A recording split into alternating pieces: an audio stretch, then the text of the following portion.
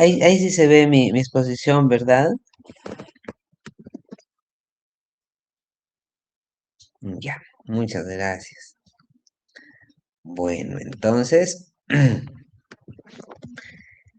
las inmunodeficiencias primarias son problemas genéticos, generalmente monogénicos, o sea, por afectación de un solo gen del sistema de las defensas. Y como nuestro sistema de las defensas, pues nos protege de diversos peligros como infecciones, como el cáncer, pero a la vez debe estar regulado para, para evitar la aparición de autoinmunidad o alergias. Entonces, cuando esto falla, pues el paciente puede presentarse con todo lo mencionado, puede presentarse con infecciones, con neoplasias, con autoinmunidad, con alergias, con la suma de ellos.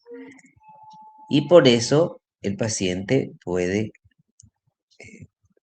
llegar con pediatría, con hematología, con reumatología, con otorrinolaringología, con genética, con nosotros de alergia y inmunología, con infectología, con oncología, con neumología. Entonces,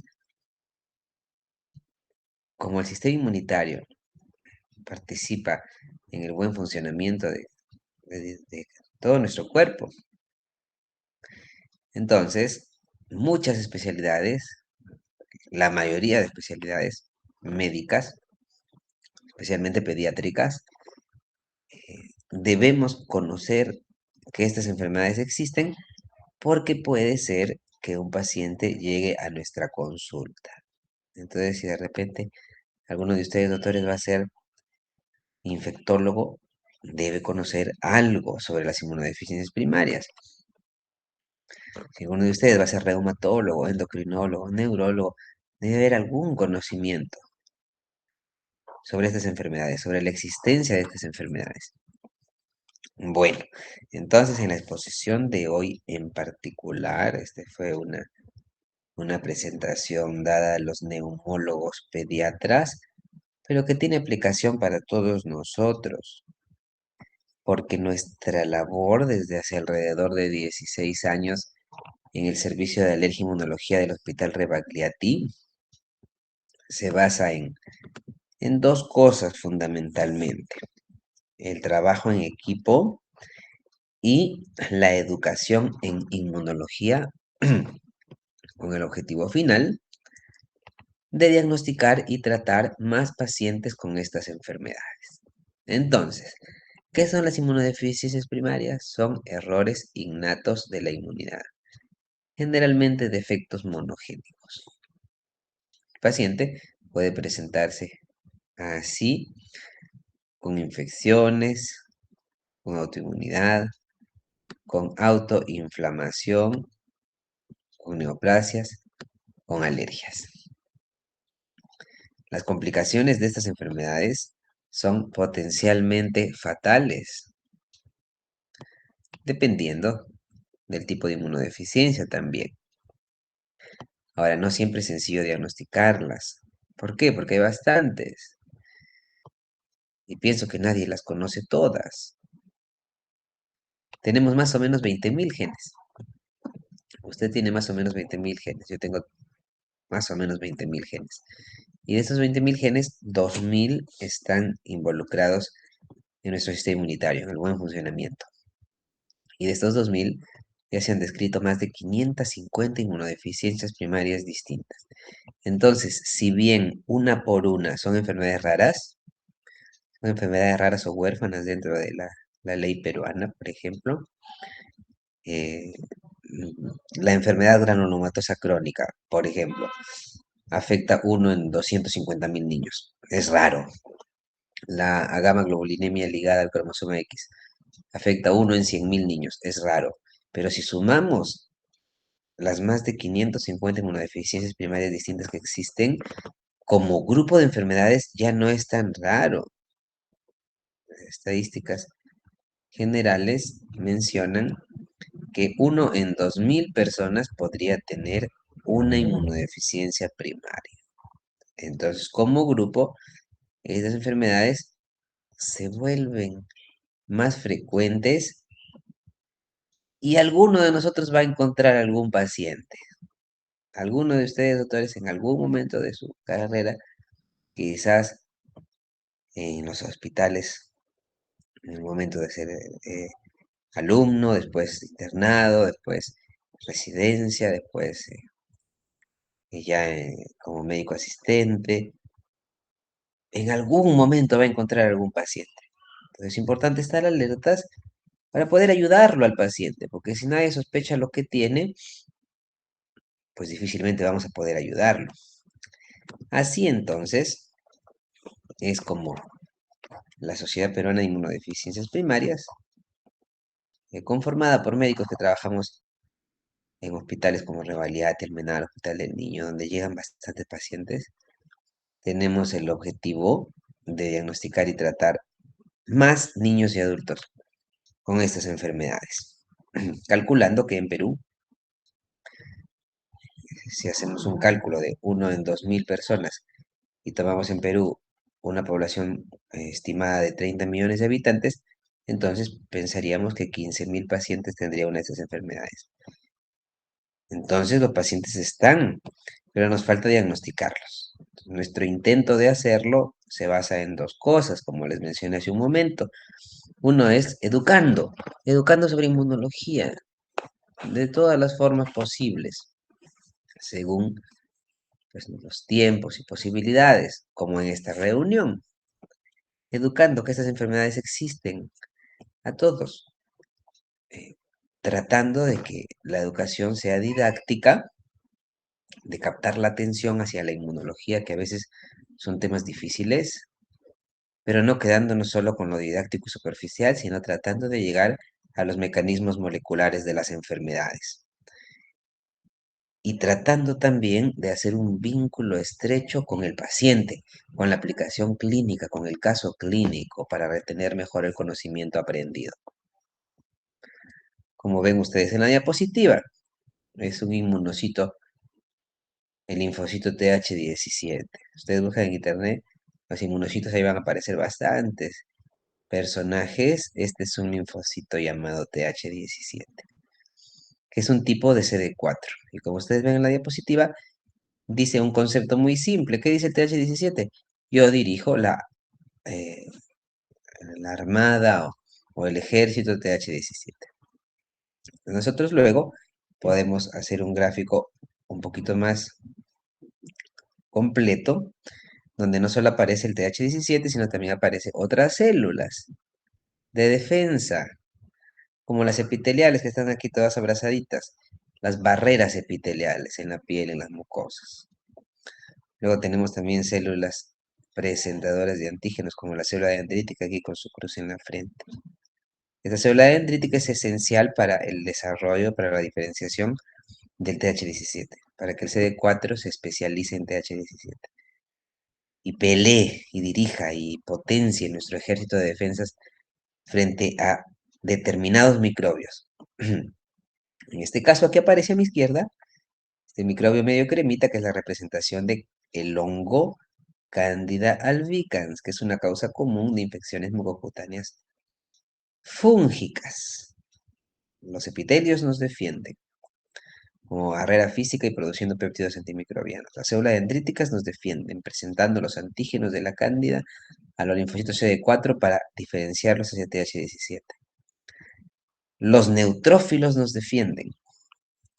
El linfocito TH17, entre sus diversas capacidades en secreción de citocinas, como la interleucina 17A, la interleucina 17F, la interleucina 22. Una de sus acciones es atraer neutrófilos para que peleen contra estos hongos. Entonces, nuestra inmunidad TH17 es importante para defendernos de hongos y bacterias extracelulares, como la Candida albicans. Y así entonces, ya tenemos el abordaje didáctico, yendo un poco más profundo, y luego está el paciente.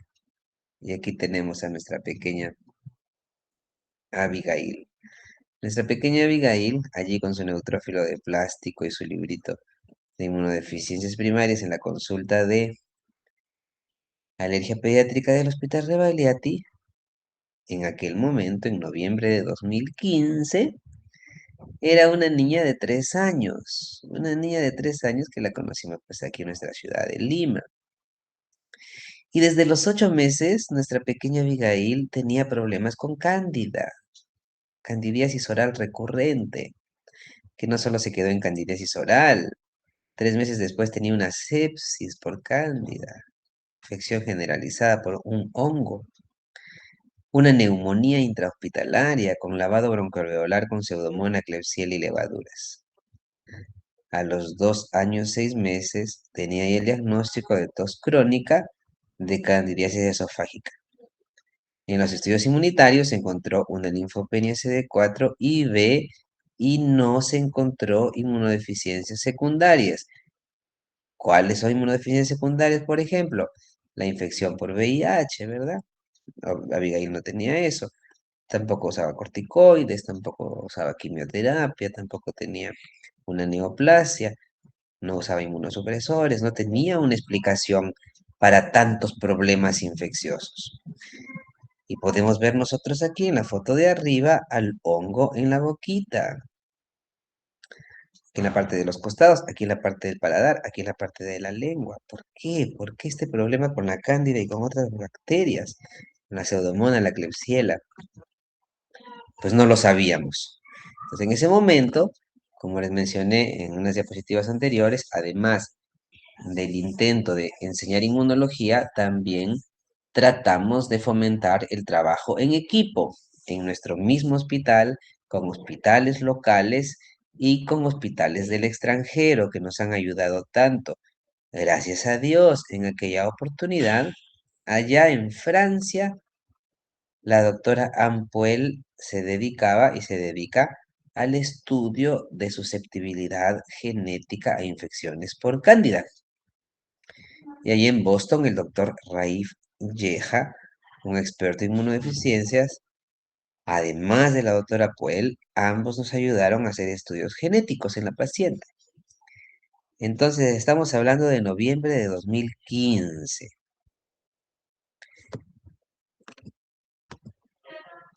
En marzo de 2017, miren cuánto tiempo pasó entre que conocimos a la paciente y tuvimos un resultado. Pasó 1 año, 4 meses. A través del doctor Wilmer Córdoba del Hospital del Niño de Breña, Abigail fue estudiada genéticamente y se encontró el problema. ¿Cuál era el problema? El problema era una variante patogénica, una variante dañina en este gen llamado STAT1. La doctora Ampuel, algunos meses después, también nos envió su estudio y su resultado, que era lo mismo. El diagnóstico estaba establecido. Como les mencioné también al inicio, tratamos de hacer ese vínculo entre lo didáctico y el paciente para tratar de llegar un poquito más en lo molecular, porque la verdad, estimados doctores, es que no sé si existe alguna persona que pueda aprenderse este gráfico de memoria. Yo no lo sé, lo he visto muchas veces, pero no me lo sé. Pero sí sé que Abigail tenía un problema en esta molécula que está señalada con la flecha. Eso no me olvido y no me voy a olvidar de Abigail, no me voy a olvidar. Entonces tenemos ahí a STAT1. Y este STAT1 es un transductor de señal y activador de la transcripción. Hay varios STATs. Este STAT1 media señales desde afuera hacia adentro de la célula. Específicamente de citocinas como la interleucina 12, la 27, el interferón gamma y el interferón alfa. El problema en Abigail era una hiperfunción de STAT1, un exceso de la función. Generalmente uno piensa que los problemas genéticos generan hipofunción, y es verdad, muchas veces es así, pero en algunos casos puede generar hiperfunción. El funcionamiento en exceso de moléculas del sistema de defensas también genera problemas. Debe estar estrictamente regulado. Es un milagro de Dios cómo funciona esto. La ciencia médica no lo puede entender en su complejidad, pero sí sabíamos que en Abigail la hiperfunción de STAT1 le estaba generando el problema, porque además de generar un exceso de señalización de las moléculas mencionadas, este exceso en función del STAT1 bloqueaba al STAT3. El exceso de función del STAT1 bloquea al STAT3. Y el STAT3 es importante en la diferenciación de los linfocitos TH17. Entonces ven cómo uno va juntando piezas. El TH17 allí con su capacidad de defendernos frente a Cándida. Y de repente hay una paciente con Cándida. Entonces hacemos el estudio y vemos que los TH17 no se desarrollan bien porque hay una molécula llamada STAT1 que está funcionando demasiado y lo bloquea al STAT3. Teníamos el diagnóstico y algo del mecanismo molecular. ¿Cuál era el problema en la paciente? Una inmunodeficiencia primaria con susceptibilidad al hongo cándida y a otros microbios. Así pasaron los años. Recordemos, la conocimos a Abigail 2015, se hace el diagnóstico el 2017, el tratamiento continúa, que era básicamente antibióticos y antifúngicos, terapéuticos y profilácticos, pero esta enfermedad puede llegar a ser muy severa y progresivamente dañina.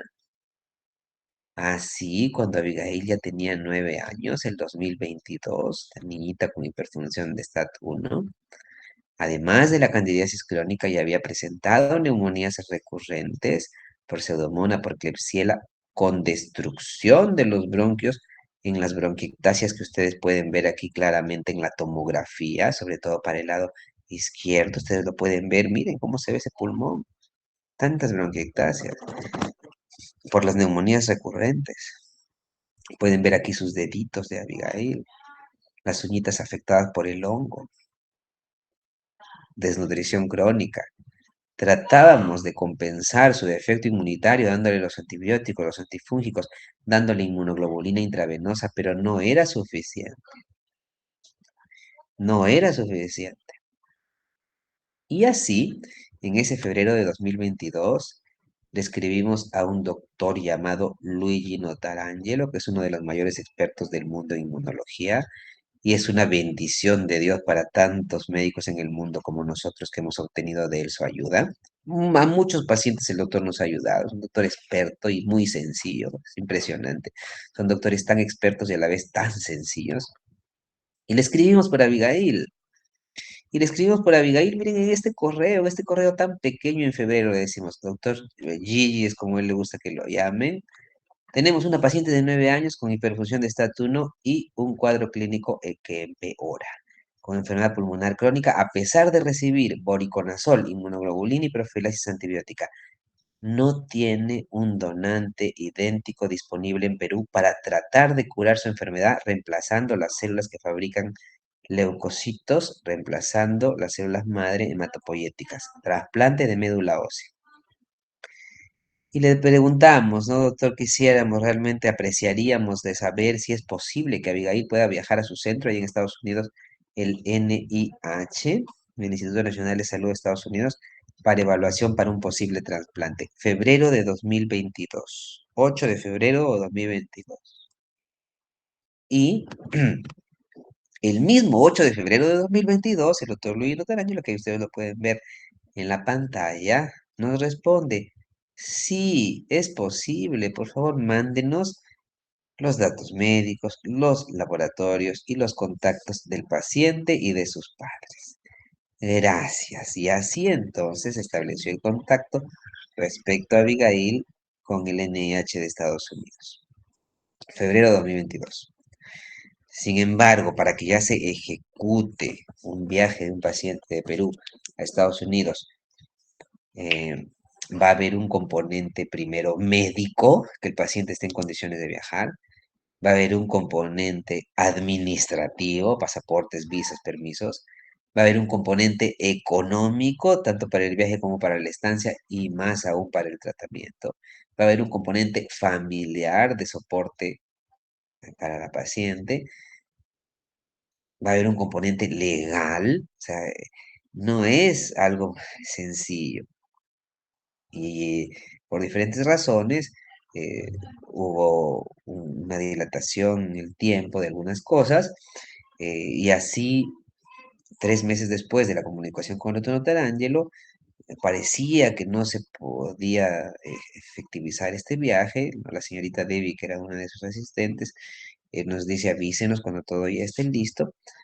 eh, y luego de varios meses y de la intervención de mi amigo el doctor Joel Calero, se pudo obtener los pasaportes, gracias a Dios, a las visas, y ya 1 año y 5 meses después, octubre de 2023, le puedo escribir a la secretaria de Otto Notarangelo diciéndoles, estoy contento de avisarles que la visa de Abigail y de su mamá fueron aprobadas.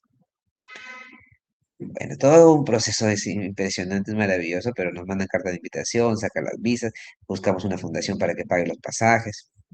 Gracias a Dios todo, todo funcionó. Eh, el plan entonces era que Abigail viaje a Maryland, al NIH de Estados Unidos, para que pueda ser evaluada para trasplante. Pero de repente, miren, estamos hablando de 6 días de diferencia, ¿no? Entre el plan inicial y lo que sucedió, ese pequeño, ese pequeño cambio, que en realidad no fue pequeño, fue grandísimo. ¿Qué sucedió? Sucedió que en Nueva York, el doctor Joe Obed, hematólogo, estaba haciendo un trabajo de investigación en pacientes con esta enfermedad, trasplantándolos con una pequeña modificación en el trasplante para que funcione mejor. ¿A qué me refiero? Que a todos los pacientes que hasta ese momento se habían trasplantado en el mundo, en todos los pacientes que con hiperfunción de estatus 1 que se habían trasplantado en el mundo, había un gran porcentaje de rechazo y había un gran porcentaje de rechazo de las células del donante por el estado de hiperinflamación. Y voy a regresar al gráfico molecular para entender un poquito más eso. Entonces, por un lado, hay una afectación en el desarrollo de los TH17, pero por otro lado, hay una hiperfunción de estas citocinas, el interferón alfa, del gamma, la interleucina 27, de la 12. Entonces, el paciente por un lado está inmunodeficiente y por otro lado está inflamado. Entonces, cuando los hematólogos quieren ponerle al paciente células de otra persona para curarlo, ese estado hiperinflamatorio del receptor del paciente las rechaza las células. Y había mucho rechazo en esos pacientes. Entonces, ¿cuál era la propuesta del doctor Joe Oven? Era primero desinflamar y después hacer el trasplante. Y ese era su protocolo de investigación. Hasta ese momento, si no me equivoco, tenían 4 pacientes con buenos resultados. Y aquí el doctor Notarangelo le escribe al doctor Obed y le dice, Joy, su nombre doctor Obed, nos han referido un nuevo paciente de estatus 1 de Perú. Y le explica el caso. ¿Estarían interesados ustedes en trasplantarlo? Y el doctor Obed responde el mismo día. Sí, dice. Sí, nos encantaría ver a la paciente y hacer el trasplante. Ahora, allí se añadía otro problema. ¿Cuál era el otro problema? Voy a tratar de decirlo brevemente, porque en realidad la historia es larguísima. ¿Cuál era el otro problema? En Maryland, en el hospital del Dr. Notarangelo, en el NIH, todo es cubierto por el Estado, por Estados Unidos, todo, es un hospital de investigación. Entonces, cuando un paciente viaja, todo el tratamiento es cubierto. Los pasajes no son cubiertos, pero después cuando está allí la estadía y todo el tratamiento es cubierto. En Maryland, en NIH, donde inicialmente Abigail iba a ser trasplantada, pero en Nueva York no. En Nueva York ningún gasto es cubierto de esa manera. Es imposible pagar un trasplante para nosotros. Cuesta $500,000 aproximadamente. Sin embargo, a todos los niños residentes en Nueva York les dan el seguro americano. Entonces, ¿cuál era el plan? El plan era el siguiente. Abigail debía viajar primero a Maryland para que pase el chequeo médico por el doctor Notarangelo Y cuando esté todo listo para el trasplante, por sus propios medios, Abigail y su mamá debían ir a Nueva York. Y allí en Nueva York, el servicio social del hospital del doctor Obed les iba a contactar para asegurarlos en el seguro americano. Un plan medio complejo y con algunos vacíos, pero gracias a Dios funcionó. Y el 27 de septiembre de 2024, Abigail fue trasplantada.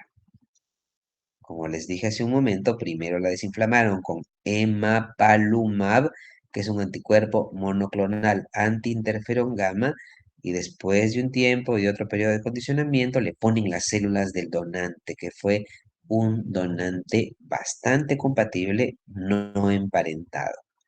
No me acuerdo bien de qué parte del mundo fue el donante. Y así, cuando Abigail tenía 13 años, fue trasplantada.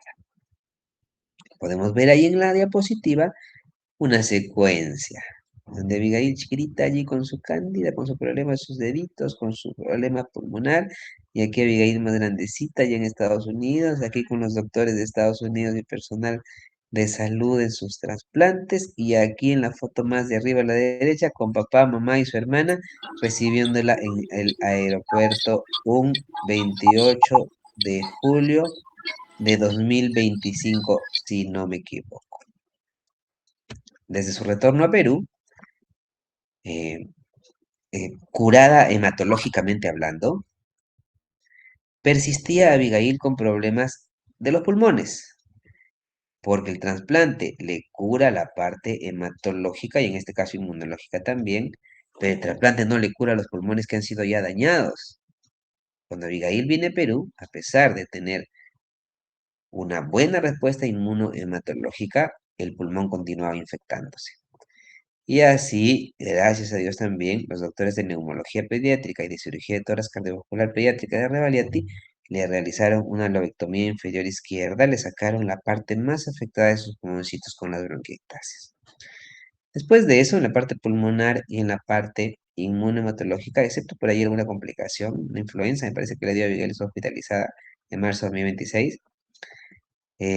Abigail ha estado bien. Hay algunas otras cositas también que están en estudio por gastroenterología, por un dolor abdominal crónico, pero comparado con Abigail previo al viaje a Estados Unidos y Abigail de ahora, pues es un milagro de Dios, ¿no? Es maravilloso.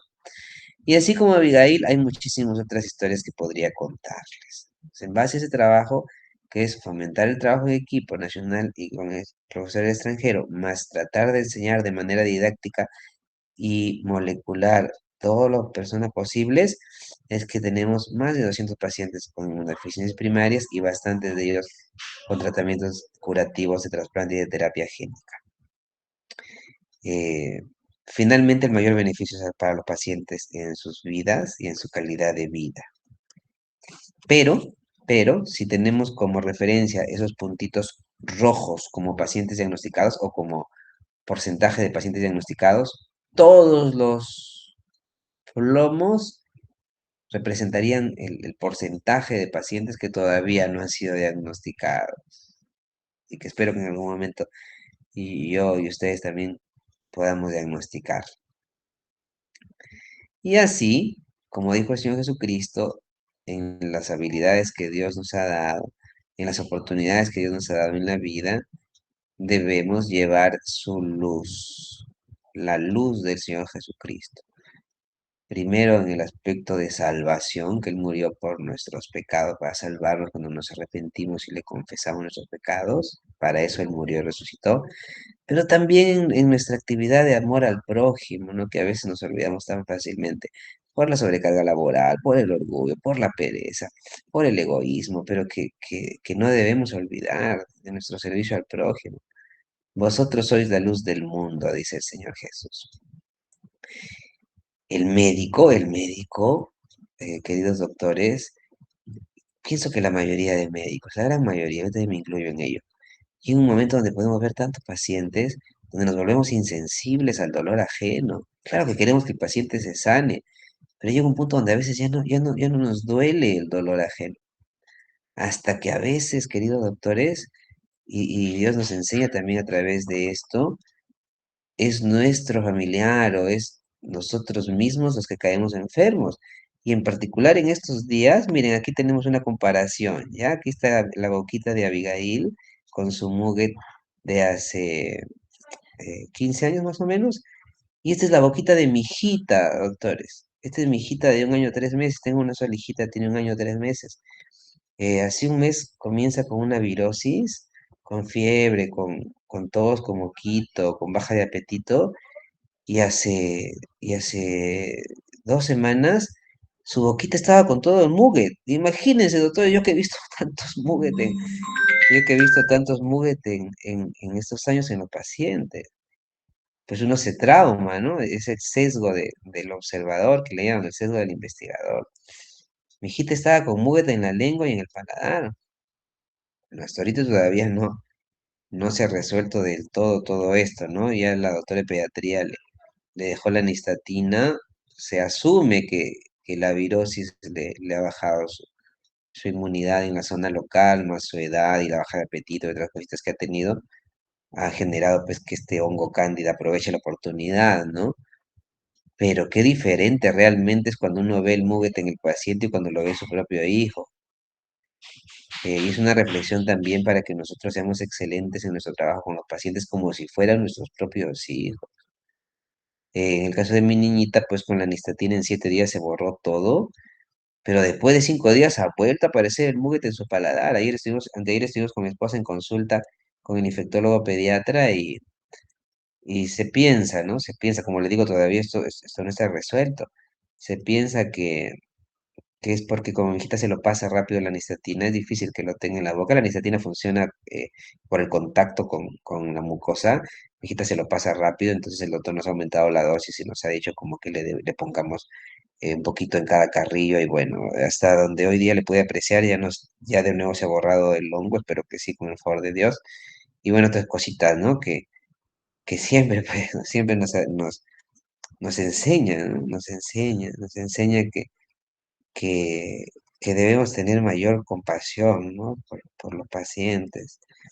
Y bueno, ahí está Abigail en la diapositiva. Y todos los días, doctores, en las 6 de la mañana desde el tiempo del COVID, abrimos el Zoom, el grupo de oración del Hospital Revalidati. No es una religión en particular que hay tantas, sino es confiar en Jesucristo el Señor como único Salvador que me dice a mí, ¿no? Que estos días han sido, todo este mes ha sido un mes bien difícil.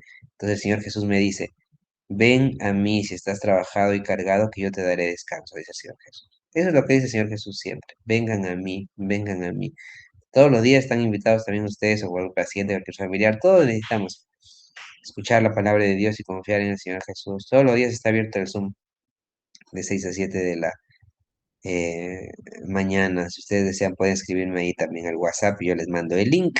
Y antes de terminar, tengo aquí presente, pues también escuchando toda la charla, a mi amiga Abigail. Entonces, está también ahí con su pantalla prendida. A mandar un abrazo y un saludo a mi amiga Abigail, que me Buenas acompaña en tardes, cada una de las doctor. charlas. Mi Abigail, que Dios te bendiga. Bueno, eso sería todo, doctor. Muchísimas gracias.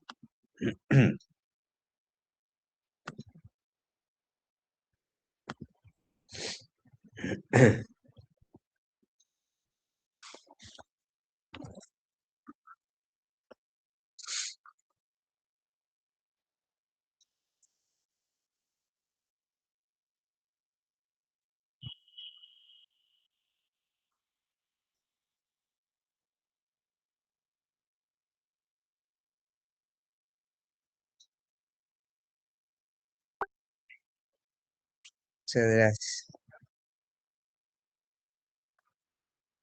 Gracias, doctores. Hasta luego. Hasta luego, Abigail. Hasta luego. Ya. Chao, Abby.